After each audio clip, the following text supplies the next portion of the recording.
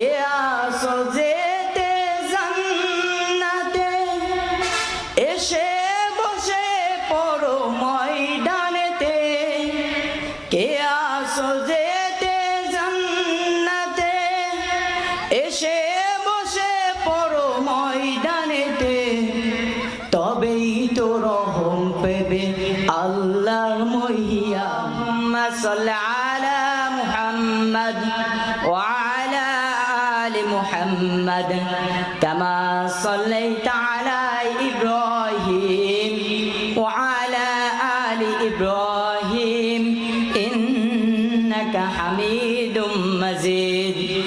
আল্লাহুম্মা বারিক আলা মুহাম্মদ ওয়া আলা আলি মুহাম্মদ কামা বারাকতা আলা ইব্রাহিম ওয়া আলা আলি ইব্রাহিম ইন্নাকা হামিদুম মাজিদ। কে আসো যেতে জান্নাতে এসে বসে পড়ো ময়দানেতে। কে আসো যেতে জান্নাতে এসে বসে পড়ো ময়দানেতে। তবেই তো রহম পেবে আল্লাহর মহিয়ান। সুবহানাল্লাহ আলহামদুলিল্লাহ লা ইলাহা ইল্লাল্লাহ। মুহাব্বতে লা ইলাহা ইল্লাল্লাহ লা ইলাহা ইল্লাল্লাহ লা ইলাহা ইল্লাল্লাহ লা ইলাহা ইল্লাল্লাহ লা ইলাহা ইল্লাল্লাহ। কোরআন দিয়ে নামাজ পড়ো সমাজ কেন গড়ো না? ঠিক আছে তো?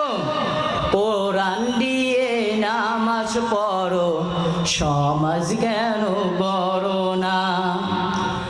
আল কোরআনের বিধান সারা ও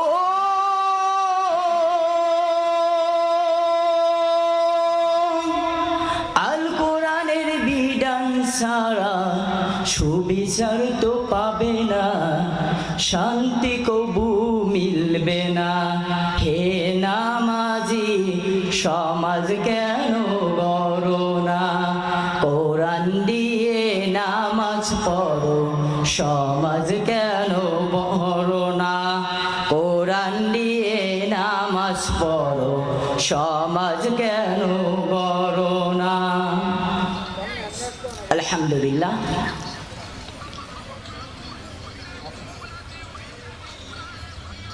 কলাবাড়িয়া মার্কাজ মসজিদ ও শামসুল উলুম মাদ্রাসার কর্তৃক আয়োজিত আজকের এই সম্মানিত জলসায় সম্মানিত প্রধান অতিথি, বিশেষ অতিথি, সম্মানিত সভাপতিবৃন্দ, আমার সামনে উপস্থিত আছেন দিন পিপাসিত আমার ভাইয়েরা। সকলে কেমন আছেন? যদি হয়ে থাকে খুশি মুখে নিয়ে হাসি উচ্চ করে কিল্লা সকলে বলে আলহামদুলিল্লাহ। দরুদ ও সালাম বিশ্ব মানবতার দৌড় সাইদুল মুরসালিন খাতামুন নবীন বিশ্ব নেতা নবী মুহাম্মদ মুস্তাফা সকলে বলেন সাল্লাল্লাহু আলাইহি সাল্লাম। সম্মানিত হাজিরিন, এই মঞ্চটা হলো উলামাই কিরামদের মঞ্চ। অনেক উলামাই কিরাম এই জায়গায় তাফসীর আনবেন। এই মঞ্চে যারা আলোচনা করবেন তাদের ভাই বক্সের সাউন্ড একটু কমাই দিন।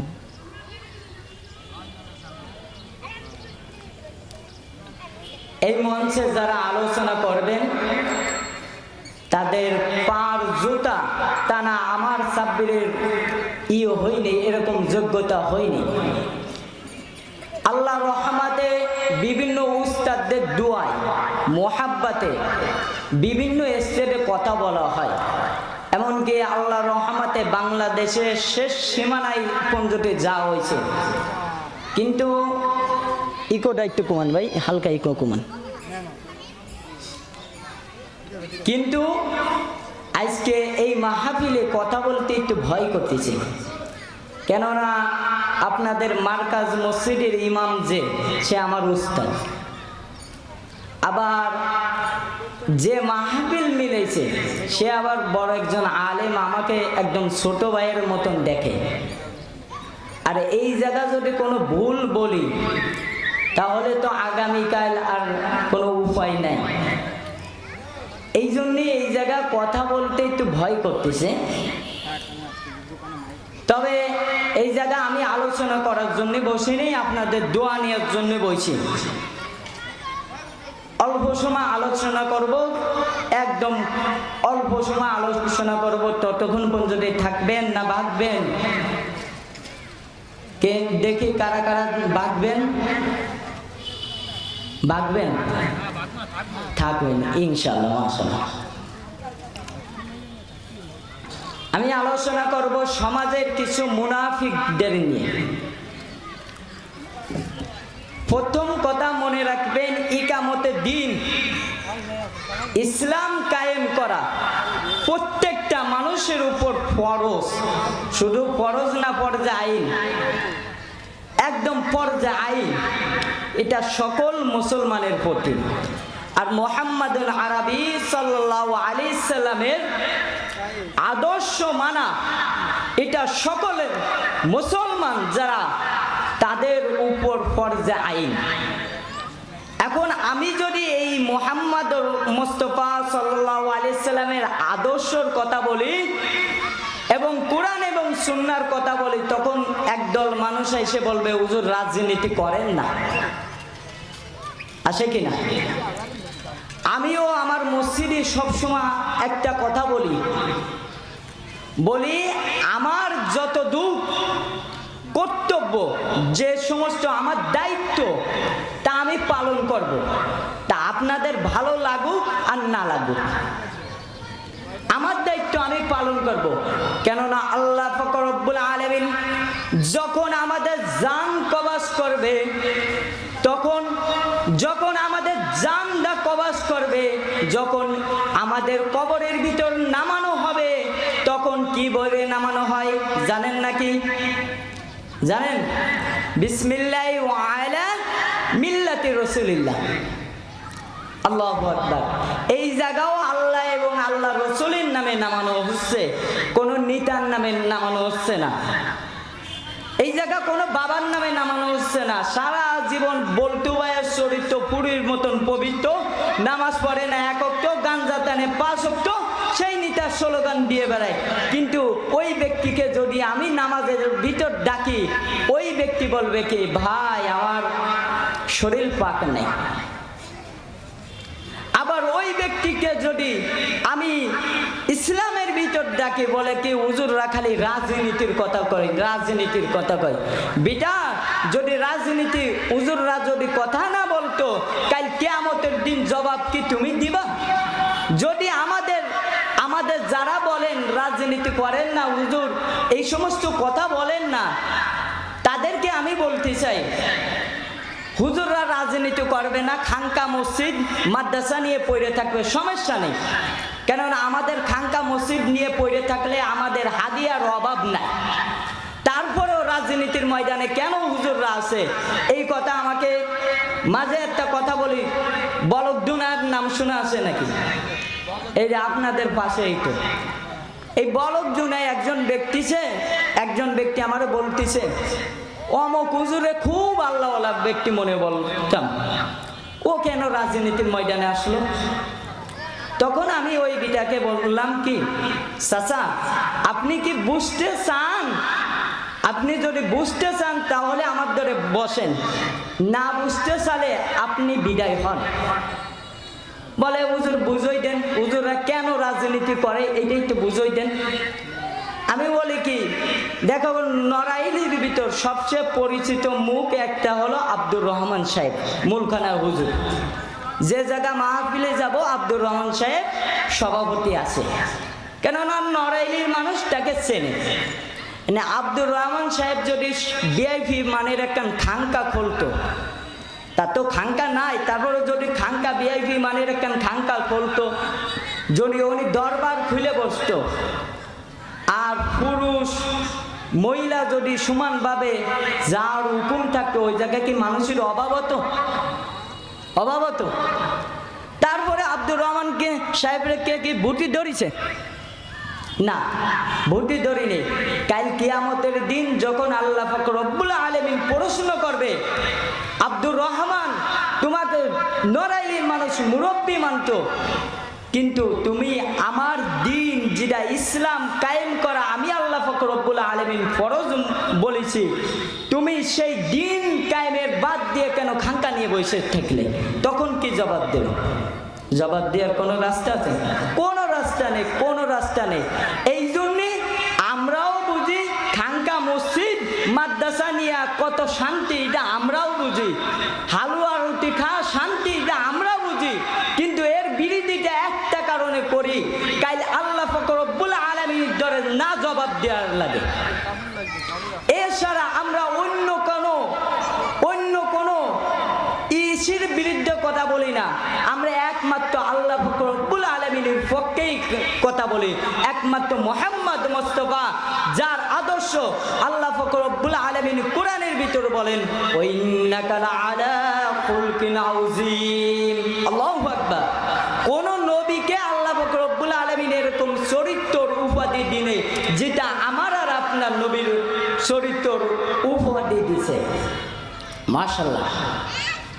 এই জন্যে আল্লাহ নবী সাল্লাল্লাহু আলাইহি সাল্লামের আদর্শ এবং আল্লাহ পাক রব্বুল আলামিনের দিন কায়েম করা, এটা আমাদের সকলের উপর কি ফরজ?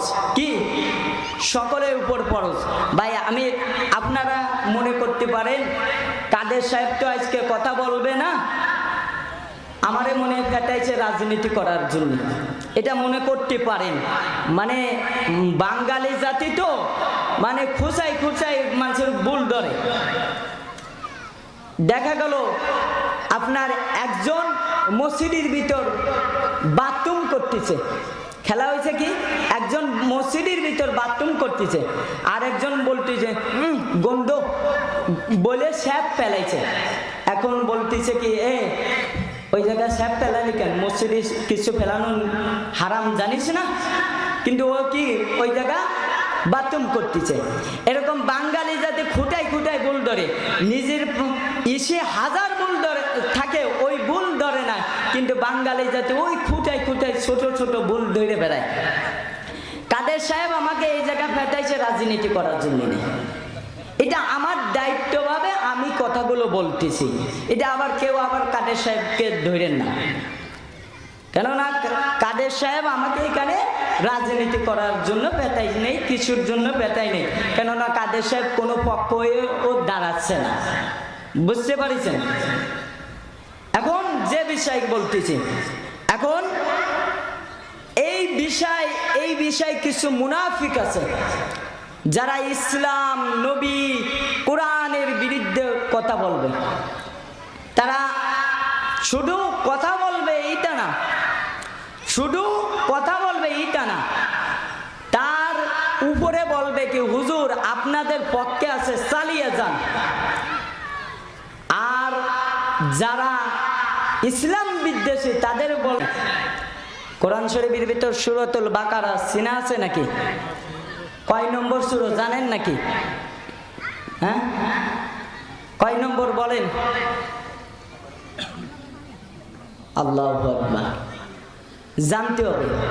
আলোচনা কিছু নিয়ে বাড়ি নিয়ে খালি মাঠে ময়দানে থুয়ে যাব না, আলোচনা কিছু বাড়িও নিয়ে যাওয়ার চিন্তা করব। সূরা বাকারা কোরআন শরীফের ভিতর দ্বিতীয় সূরা। প্রথম সূরা কি? সূরা ফাতিহা। আর দ্বিতীয় নম্বর সূরা। সমস্ত ওই সূরাটা কোরআন শরীফের ভিতর সবচেয়ে বড় সূরা। সবচেয়ে বড় সূরা কোনটা? আজকে একটু কিছু শিখে নিয়ে যায়। প্রথম যদি আমাদের কেউ যদি পড়াশোনা করে সূরা বাকারা, কত নম্বর সূরা, তখন আমরা কি বলবো? 2 নম্বর সূরা। কয় নম্বর? প্রথম সূরা হলো সূরাতুল ফাতিহা, আর দ্বিতীয় নম্বর সূরা সূরাতুল বাকারা। এই সূরা আল্লাহ পাক রব্বুল আলামিন 8 নম্বর ভিতর আয়াতের ভিতর বলেছেন, وَمِنَ النَّاسِ مَن يَقُولُ آمَنَّا بِاللَّهِ وَالْيَوْمِ الْآخِرِ وَمَا هُمْ بِمُؤْمِنِينَ। আল্লাহু আকবার।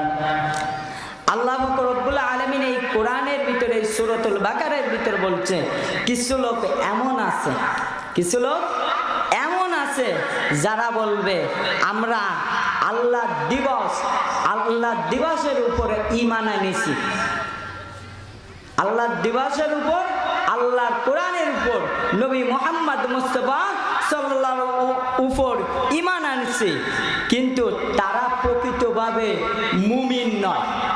তারা প্রকৃতভাবে কি নয়? মুমিন নয়। এই জন্যে আমাদের ভিতর মেলা মানুষ আছে। ভাই সময় অল্প, যেহেতু আপনাদের বলছি সময় অল্প, কেবল আলোচনার ভিতর ঢুকতেছিলাম কিন্তু ঢুকবো না, সময় অল্প। তারপরে আপনাদের বলে যাই, জীবনে ইসলাম ভালো লাগে না, ভালো কথা, এটার বিরোধিতা করেন না। ভালো লাগে না এটা ব্যক্তিগত বিষয়, কিন্তু বিরোধিতা করেন না। আবার ইসলামের ভিতর ঢুকে জীবনে মুনাফিকতা করেন না, তাহলে আল্লাহ পাক রব্বুল আলামিন কিন্তু আমাদের ছাড়বে না। এই করাবের ভিতরিটা বিশাল একজন আলেম আজকে আগমন হচ্ছে। আজকে এই মাহফিল থেকে আমরা এই ওয়াদা করব, আমাদের জীবন থাক আর যাক, আল্লাহর জমিনে আল্লাহর দ্বীন ইসলাম কায়েম করে ছাড়বো ইনশাআল্লাহ। আর দ্বিতীয়ত, আল্লাহর রহমতে আর জীবনে মুনাফিকতা করব না। কারা কারা রাজি আছেন? লিল্লাহি তাকবীর। বীর মুসলমান ধরো আল কোরআন, ফিরিয়ে আনো সেই হারানো সম্পদ। বীর মুসলমান যে আওয়াজ শুনে ওরে ও মুসলমান, ভয় কাঁপিত কাফেরও বেঈমান। কথা ঠিক কিনা? যে আওয়াজ শুনে ওরে ও মুসলমান, ভয় কাঁপিত কাফেরও বেঈমান। সুখের সেই হুঙ্কার তোলো রে আবার, সুখের সেই হুঙ্কার তোলো রে আবার। পাক দুনিয়া ভেঙ্গে করো যে সুরমার, বীর মুসলমান। আল্লাহ পাক রব্বুল আলামিন আমাদের সবাইকে কবুল করে নিন। সকলে জোরে বলেন আমিন।